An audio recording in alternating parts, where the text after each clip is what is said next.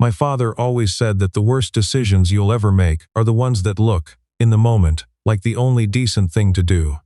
I thought about that a lot in the weeks after I met Simone. My name is Garrett Wellett. I'm a structural engineer with a mid-sized firm in Calgary, the kind of company that gets hired to figure out whether a building is going to stay standing for the next 50 years or quietly kill someone. I'd been there 6 years. I knew which coffee machine on which floor actually worked, which meeting rooms had the broken projectors, and exactly how long you could linger by the windows on the 14th floor before someone assumed you were having a breakdown. I was good at I kept to myself. I had a clean record and no interesting stories. That changed on a Friday in February. It was one of those Calgary nights where the wind comes off the mountains and cuts right through whatever you're wearing. And everyone downtown walks with their shoulders hunched up near their ears, like they're trying to disappear into their own jackets. I'd worked late. A load analysis on a commercial build in Airdrie had come back with numbers I didn't trust, and I'd stayed until almost 10 trying to figure out if the discrepancy was my mistake or the contractor's. It was mine. A unit conversion error, the kind that would have been caught eventually, but I wanted it caught by me first. I went to a bar near the office. Not a place I was a regular. I wasn't really a regular anywhere, but it was warm and it had decent draft, and I needed something between work and my apartment that wasn't just the LRT. I was on my second pint when I noticed her. She was at the far end of the bar, sitting with a group of people who seemed to be having more fun than she was. Early 30s, I guessed. Dark hair, a blazer that looked like it cost more than my bike. She was laughing at something, but the laugh didn't quite reach her eyes, and she was keeping pace with whoever was buying rounds in a way that suggested the evening had started somewhere else and gone longer than planned. I wasn't watching her, exactly. I just noticed her the way you notice things in a bar when you're sitting alone and trying not to look like you're sitting alone. Around 11, her group started filtering out. Coats, scarves, the fumbling with phones that means people are calling cabs. She stood with them, then sat back down. One of the women said something to her. I could tell from the posture it was an offer, an invitation to share a ride, and she waved it off. The group left. She ordered another drink. By 11:30 she was the last one at that end of the bar, and she was listing slightly to the left. The bartender caught my eye and gave me a look. Not quite a nod, not quite a question. Just the quiet signal that passes between people in those situations. Do you know her or should I? I didn't know her. I shook my head slightly. He went over and spoke to her, and I watched her try to find her phone in her bag and fail twice before getting it out. She squinted at the screen. She typed something. She waited. She typed something else. The bartender came back my way. She's trying to call someone, but I think she's been stood up for a pickup, he said quietly. She mentioned Eau Claire. You heading that direction? I lived in Kensington. Eau Claire was not out of the way. I want to be clear about what I was thinking, because I've gone over it enough times that I know. I was thinking about the cold outside, and about how she'd looked when she failed to find her phone, and about my mother, who had been a nurse, and who had raised me with a very specific reflex around people who needed help, and weren't in a position to ask for it clearly. I was not thinking about anything else. I went over and introduced myself. I told her I was heading toward that part of downtown, and I could drop her somewhere if she needed. She looked at me for a moment with the careful, assessing look that women give strangers in bars, and she should. That look is important. That look has saved people. And then she said her name was Simone, and yes, she could use a ride. She gave me an address. I pulled it up on my phone. It was a condo building near the river, maybe 8 minutes away. In the car, she was quiet for most of it, looking out the window at the lights on the bow. Then she said, I don't usually do this. Get in cars with strangers? Lost track of a night like that. A pause. Work thing. We were celebrating a project close. I think I miscounted. It happens. Not to me, she said, and there was something under the words, not embarrassment, exactly.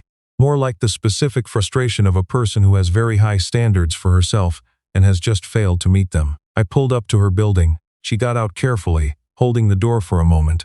Thank you, she said. Really? Get some sleep, I said. Drink some water first. She smiled at that. Then she went inside. I drove home. I thought briefly that it was a perfectly ordinary evening and that was fine, and then I went to bed. Monday morning, I was in the office early. The Airdrie file was still open on my desk from Friday. I fixed the unit conversion, flagged it in the notes the way you're supposed to, and sent it back up the chain before the 9 o'clock stand-up started. My colleague Ryan came by around 10. Ryan was the kind of person who knew everything happening in the office before it happened. Not because he was nosy, but because he was genuinely social in a way I'd never been able to manage. He sat on the edge of my desk without being invited. "You hear about the new regional director?" he said. I hadn't. I told him so. "Starts today. Dorchester brought someone in from the Vancouver office to take over the Western Division. Apparently she's been running their infrastructure portfolio out there for 3 years. Yeah." He picked up one of my stress balls and tossed it. "Supposed to be sharp. Dorchester's been talking her up since the announcement. I think there's some kind of all-hands this afternoon." I went back to my screen. Regional director was several floors above my life. The all-hands was at 2. I sat near the back with Ryan and a few others from our floor. The regional leadership team was up front, and beside our managing director Dorchester was a woman I recognized. Dark hair. The kind of composure that looked expensive. She looked out at the room with the calm attention of someone who is used to being looked at and has decided how she feels about it. Then her gaze moved, and for just a second, not long, maybe a breath, it landed on me. I don't think anyone else noticed. I barely noticed, but something shifted in her expression, a small recalibration, and then she was looking at the room again, and Dorchester was introducing her. Her name was Simone Villeneuve, new regional director, Western Division. I stared at the back of the chair in front of me for the rest of the presentation. She didn't come to my floor that first week. She was in meetings. I knew because Ryan kept a running commentary, working through the handoff from the previous director and doing individual sessions with the project leads. I told myself this was not something I needed to think about. I was wrong. The following Tuesday she came down to the engineering floor with Dorchester and one of the senior project managers for a walkthrough. I kept my head down. They stopped at a few desks. I heard Dorchester's voice getting closer, and I did not look up from my screen until he said, "And this is Garrett Wellett, one of our structural leads. The Airdrie build is his." I stood. I looked at her. She looked at me. Her expression was professional and neutral, and absolutely nothing about it suggested we'd have been in the same room before, let alone the same car. "Garrett," she said and shook my hand. "I've been looking at the Airdrie file. The load analysis is solid." "Thank you," I said. They moved on. I sat back down and stared at my screen for a long time. Over the next few weeks, I learned things about Simone Villeneuve, the way you learn things about a new director, through what reaches you without asking. She was direct in meetings and asked the kinds of questions that suggested she had actually read the reports. She had opinions about process that she stated once clearly, and then let stand. She remembered names. People on my floor started saying she was decent, which in engineering office culture is roughly equivalent to a standing ovation. She did not, in any professional context, refer to the Friday night in February. Neither did I. But things were different than they should have been. In small ways I noticed and tried not to. She remembered the Airdrie file the second time she came down to the floor. She asked about it specifically, in a way that suggested she'd thought about it. Once in the elevator we happened to be alone for 4 floors, and she asked how the Airdrie build was progressing, and when I answered she listened like she had time for the answer, which most people at her level didn't. I told Ryan none of this. I told no one.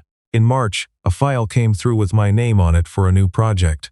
A mixed-use tower going up in the East Village, a big build with a tight municipal timeline. Regional director had signed off on the team assignments. My name was on it as structural lead. It was the kind of project I'd been waiting for. Complex foundation work, heritage adjacency issues, an aggressive schedule. It was also the kind of project that would involve regular check-ins with regional leadership. Ryan congratulated me. I said thank you and went back to my desk and sat with it for a while. There was a meeting in April, a mid-project review. Simone ran it. I gave my section of the update. Foundation pour timeline, current load specs, a flag on a supply issue with the rebar contractor, and she asked 2 sharp follow-up questions that indicated she had been paying more attention to this file than I'd expected at her level. After the meeting, most people filed out. I was gathering my things when she appeared beside me.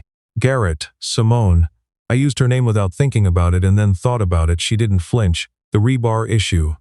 How serious is it?" 2-week delay if we can't source an alternative. "I have someone looking at a supplier in Red Deer." She nodded. "Keep me posted before you go to Dorchester.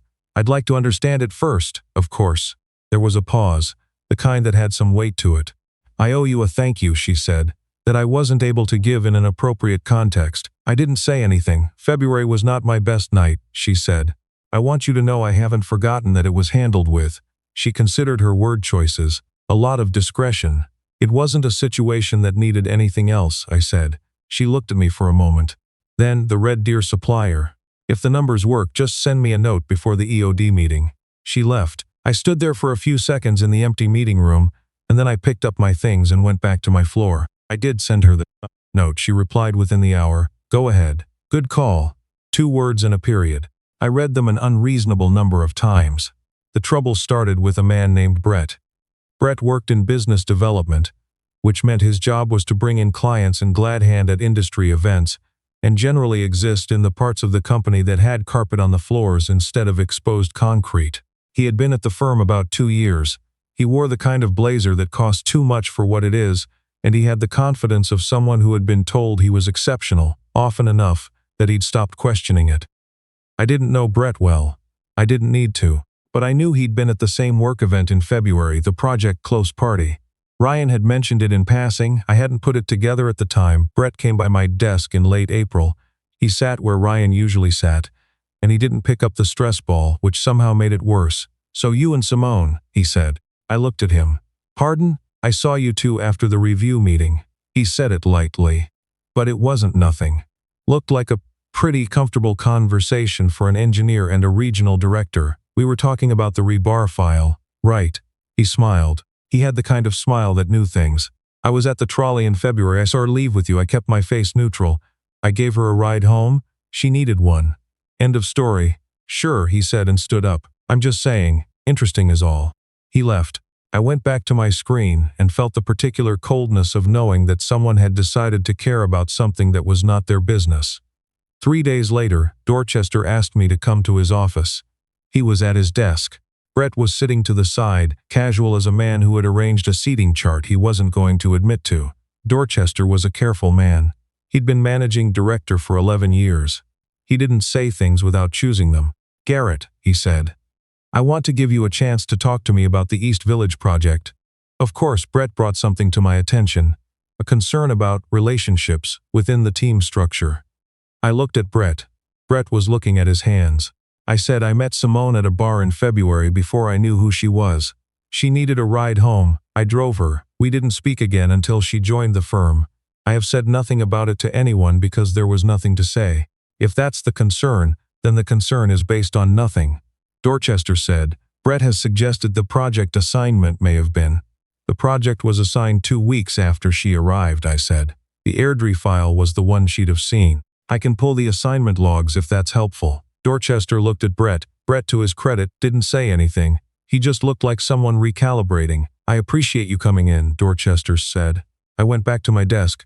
Ryan looked at me when I sat down. I shook my head once. He nodded and didn't ask. What I hadn't expected was that Simone would find out. She came to my desk the next morning. Not Dorchester's floor, not a meeting room. My desk, on the engineering floor where people could see. Walk with me, she said. We went to the stairwell. She closed the door. Dorchester told me, she said. Okay, he shouldn't have, but he did. She had her arms crossed and her jaw set. What did you say? I told her everything, as plainly as I'd told Dorchester. She was quiet for a moment. You could have made that sound worse than it was. Why would I do that? She looked at me for a long moment. Brett's been with the firm longer than I have. He has relationships here I don't. If he decides to push this, it could get complicated. He's going to push it, I said. He already did. That's why Dorchester called me in. She uncrossed her arms. Something shifted in her expression. Not softness exactly, but the dropping of a specific kind of guard. I'm going to need to speak to Dorchester directly. I want to be the one to explain my perspective. That's your call, I said. Whatever you need from me, I'll do. She looked at me. Why? It was a direct question and I gave it a direct answer. Because it's the right thing to do. And because I didn't drive you home in February to get anything out of it, and I'm not going to start acting like I did. The stairwell was quiet. Somewhere above us, a door opened and closed. Okay, she said. Then, thank you, Garrett. I don't know exactly what was said in Dorchester's office the next morning. I know it lasted about 40 minutes because Ryan timed it. I know that Brett was called in separately afterward, and that whatever was said in that meeting, he came out, looking like a man who had stepped onto ice and was trying not to show that he'd felt it shift. He transferred to the Edmonton office by the end of May. Ryan told me this over coffee, with the tone of a man delivering news he finds satisfying, but is trying to be professional about. I drank my coffee and didn't say much. The East Village project moved forward. The rebar issue was resolved through the Red Deer supplier and came in 4 days ahead of the 2-week flag I'd given. I put that in the update to Simone. She replied, "Nice work. Make sure the team knows." I did. In June, the project team had drinks to mark the end of the foundation phase. It was a Tuesday, a place on 17th, and it was the kind of loosely organized thing where the line between colleagues and people who had been through something together started to blur a little. Simone came. She stayed for a while. At some point the group got smaller and she ended up near where I was standing, both of us with drinks and the particular ease of people who have had a lot of structured interaction and are finally having a quiet, unstructured moment. "You're from Calgary originally?" she asked. "Red Deer, actually. Moved here for the job." "I'm from Montreal," she said. "I keep thinking I'll miss it more than I do. Calgary grows on you. People keep telling me that." She looked around the room. "I think they're right." We talked for a while. Not about work. She told me about an apartment she was looking at in Inglewood, closer to the river. I told her about a good bike route along the Bow that most people missed. She asked if I actually biked in February and I said yes, and she said, "That's either impressive or concerning," and I said probably both. She laughed. It reached her eyes this time. Before she left, she paused. "The thing in February," she said, "I've thought about it more than I probably should have. You could have made a lot of choices that night that would have been worse, and then you spent 2 months making sure I never had to feel uncomfortable about it." I didn't know what to say to that, so I just said, "I wasn't trying to make you feel anything in particular." "I know," she said. "That's what I'm talking about." She put on her coat. "Then, I'm going to look at that apartment on Saturday, Inglewood. If you wanted to show me that bike route after, I'm willing to be convinced that Calgary is worth staying in." She left. I stood there for a moment. Ryan appeared at my elbow. "Was that what I think it was?" he said. "Probably not," I said. Ryan sipped his drink. "Okay," he said, in the tone of a man who completely disagreed and was choosing to be respectful about it. The apartment in Inglewood had good light and a river view, and she took it. I showed her the bike route the same afternoon. We stopped at a place near the weir that does decent coffee and sat outside, even though it was still jacket weather, because it was sunny in Calgary in June when it's sunny is hard to argue with. She told me about the Vancouver portfolio. I told her about the time a load calculation error almost got me fired in my second year and how I'd learned to triple-check unit conversions in a way that had become nearly compulsive. She said, "Is that what you were doing the night we met? Working late on a load calculation?" "Unit conversion error," I said. "Mine. Did you catch it?" "Before anyone else did." She looked at the river. "I like that about you," she said. "You don't wait for someone else to find your mistakes." I didn't say anything, because sometimes the right move is to let something land without deflecting it.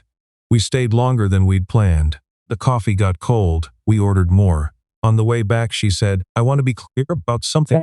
Professionally, I'm going to be careful. I think you understand what I mean." "I do. That's not me being," she searched for the word. "Cautious is fine," I said. "Cautious makes sense."